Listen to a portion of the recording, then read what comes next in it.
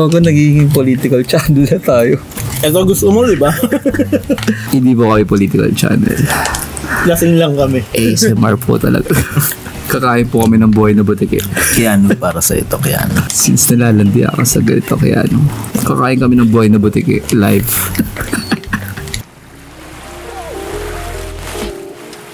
Oh, game na. Kakain kami ng baso. Hindi nang buhubog. Kaya lunukin mo ng buhay, no? Hindi, ayun. Kinuha na po namin yung bombilya. Kakainin po namin live. Gusto mo mag-levitate ako online. David Blaine. Lahat na nakikita ni Keanu sa Barto top David Blaine. Wait, si David Blaine. Adam Sandler. Kamukha ka nila lahat. Magkakaisa lang yung mukha nila. Kung hindi pa haba yung mukha, na maliit yung mukha, flat yung mukha. Para lahat sila required, semical, tas balbasin. Parang wala naman ata silang choice dun. Sa lahi nila ata yun. Pero ano ko yung lahi nila, no? Hindi kasi puntahin ng local tourist import barter. Di, pero hindi ko na-enjoy yung dahil ponggok ako. Hindi ka gawin nung unang pagsalang ko talaga sa pag ganun yung alon, kunin ka talaga ng alon. Doon sa may dagat na nga, sa may Pampang. Kasi sobrang lapit pa pala, pero malalim na talaga. Kanya, parang kukunin ka niya sa Pampang, hilahin ka niya. Na medyo doon ako sa malalim-lalim, tapos hinila niya ako. Bilang, ganun ako ng konting tubig. Wala po, lagoy na ako pa, May trauma kasi ako sa ganyan. Kasi one time, punta kami ng, Pami. Saan ba ang Pami? Quezon? Infanta, Quezon. Punta kami Pami. Falls lang yun sa Mount Pami. Mount Romelo yung totoo niyang pangalan. Yun yung puntahan talaga namin. Sobrang well nung mga namin. So, sobrang kilala siyang puntahan nung high school ako. Sobrang pudpud talaga. Talagang laspag na laspag yung bundok. Tapos hanggang yung pinakahuling punta ko doon, wala nang nilalabas sa tubig yung falls. Tapos yun, tumigil talaga. Wala na talagang lumalabas. Bihira na. Parang basta gripo, ganun, patak-patak na lang. Ganun na yung falls ngayon. Before, sobrang lakas pa ng agos ng yun, sa ilalim nun, na yung setup is andito sa side, sa harap na to yung side ng falls. Tapos kailangan namin mag-picture dito. Tapos andito kami. Tapos sila nagsitawiran na sila, long way sila papunta sa kabila. Ako na naiwan sa harap unan. Saglit lang, punta na ako dyan. Kasi magpipicture daw ako. Ganun ako ng konti. Biglang naghanap ako ng aapakan. Biglang wala ako nahanap. Biglang naghanap ako ng aapakan. So nag-back something ako. Wait lang, may nahulog na plato sa baba namin. May darating. May darating na pangit. Nag-back ako na lang Meron ako natapakan. Tapos nahila ko yung sarili ko pabalik. Sabi ko, hindi alam ng mga kaibigan ko na nalulunod na ako ng time na. Sabi ko, hindi ko na ulitin yan. Baka ako gilid. Doon ako sa gilid. Doon na lang ako, tapos hanggang nagpa-picture kami. Yun yung naging trauma ko sa tubig talaga. Kaya yung nagdi-deep water talaga ako. May muntik kami na Renz. Lunod din? Swimming pool. Lunod swimming pool? Oo. Kaming dalawa. Reunion yun. Siyempre, pag reunion, yung mga magulang, basing makipaghalubilo sa mga kapwa. Bakit dalawa kayo? Dalawa kami nasa pool. Bakit nga dalawa kayo?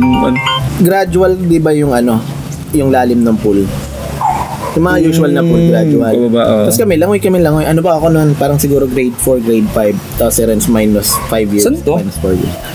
Piling ko antipolo yun. Bosay, mga ganun. Bosay, yun. Hindi namin namamalayan, lumalalim na hanggat hindi na kami makano talaga. Lumalalim na? Lumalalim na kasi nga, lakad, biglang wala na kami matapakan. Okay. Sino mo shot ang sa yung dalawa ni Lawrence? Ako pa, syempre, nun. Pa kami nun? Pre-teens. Before teenager. Ako, grade 4, grade 5. So lumang-luman talaga. Tapos naghahatakan kami pataas. Survival of the fittest siguro. Although, tulungan din na ahon, pero at the same time, inaahon mo yung sarili mo. Magkasama kayong dalawa? Kasama kami. Dalawa talaga kayong magkalapit, gano'n? Oo. Tapos buti na lang, medyo parang, siguro nandito. Malapit kayo sa gilid? Medyo malapit. Kailangan kampayin mo para lumapit ka. Buti na lang. Kundi memorable yung memorable yung reunion na yun lalo. Yung dalawang batang Gagi ako. Kaya ako nung time na yun, natutulog ako langoy aso. Ayan ngayon, marunong maglangoy aso. Di ako marunong lumangoy, guys. Sorry. Wala, nanonood ka. Hindi, ako, langoy aso talaga. Marunong lang ako lumutang. Pero yung langoy talaga na sadya. Ay na, iwanan kita sa malalim na parte. Luluto ka ng ano eh. After 12 hours. Kasi yung ano talaga, yung langoy na ano, negative. Papa ko kasi marunong lumangoy eh. Isa sa frustration ko yan, kaya siguro pag lumabas si baby, enroll ko ng swimming lesson. Ano yan? Good skill. Baby pa lang. May ganun, di ba? Para kasing ano, may same sila na habit or same na skill sila ng aso. Marunong lumangoy. So, maski rin naman aso eh, kahit hindi yan natuto, marunong sila lumangoy talaga. Instinct. Survival instinct naman. Pero may innate na akong takot talaga sa tubig. Ayun nga, may isang kwento nga ako dyan. Nagbarakay kami. Flying fish. Flying fish na boat ride. Hindi ko alam. Merong speedboat sa harap nyo or yung... yung parang nasa nasa parachute? Hindi naman yun. Hindi naman, parang naka-inflatable kayo na flat. Tapos hinihila kayo? Oo. Tapos may tendency kayong lumipad sa sobrang bilis. Siguro kami, tagal na, 6 years ago na ata, 8 years ago. Nasa Aldea ako niyan. Tapos nakakapit lang talaga ako. Bago, nandun kami sa pinakamalayang part kami, never talaga akong bumitaw. Kasi nga, nakikita ko yung sobrang kulay blue ng tubig. May manghihila talaga sa ilalim. Ayun yung naisip ko. May tawag dyan. May kraken sa ilalim. Thalassophobia. Ano na? Thalassophobia. Talaso. T-H-A-L-A. Deep water. So yung parang anytime na makakita ka ng hindi mo nakikita ilalim ng tubig. Yun nga, may manghihila sa'yo. Kraken, gago. Kaya never talaga akong bumitaw hanggang pumunta kami Pampang. Hindi talaga ako bumitaw. Grabe yung takot ko. Kahit pag naging snorkel, may ganun ako. Pero pag nakikita ko ilalim, oo. Pero yung pag okay hindi na, hindi ako din ba rin. kasi kung kunwaring malulun, hindi ko alam kung saan ako hahanapin nung kamag-anak ko yung mga ganun. Kasi wala kang gusto ko yung may lalapagan ako kung sakaling malulun. Tsaka kung mapapanood mo yung mga reels, siyempre mo lang bundok. Pero baliktarin mo siya ng bundok. Oo. Tapos nasa ilalim niya tubig. Nakikita mo yung bundok sa ilalim ng tubig. Ang nakakatakot.